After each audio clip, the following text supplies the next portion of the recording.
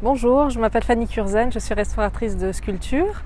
J'interviens ici au domaine national de Saint-Cloud depuis plusieurs années pour le suivi et l'entretien des sculptures et des vases.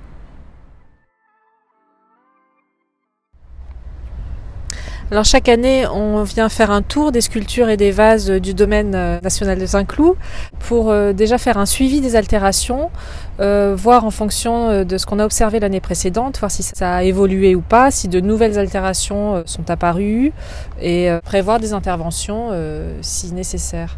Il y a la partie suivi et puis il y a la partie entretien.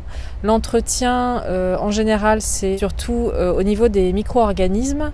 Donc ça peut être un brossage à sec ou un brossage à l'eau en fonction de ce qu'il y a à retirer.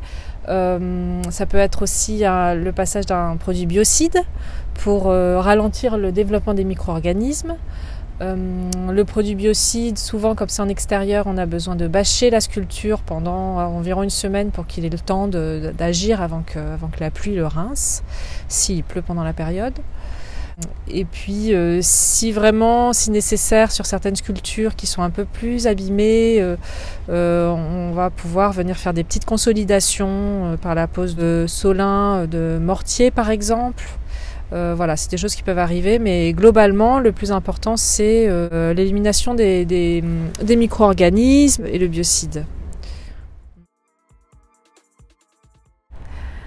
Les graffitis sur les sculptures, en fonction du matériau de la sculpture, ça peut être un peu difficile à éliminer.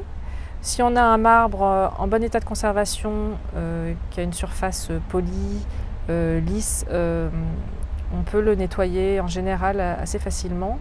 Mais sur des matériaux soit plus altérés, soit par exemple du calcaire qui est plus poreux, on peut avoir des difficultés à éliminer les traces de graffiti parce que le feutre ou le matériau qui va être utilisé pour le graffiti va vraiment s'incruster et fuser dans la porosité de la pierre.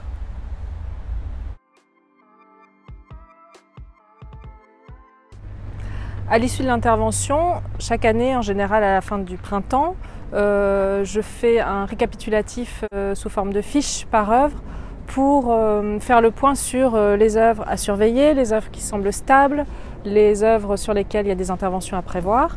Et comme ça permet d'année en année de planifier en fonction de ce qu'on observe les interventions de restauration ou de conservation.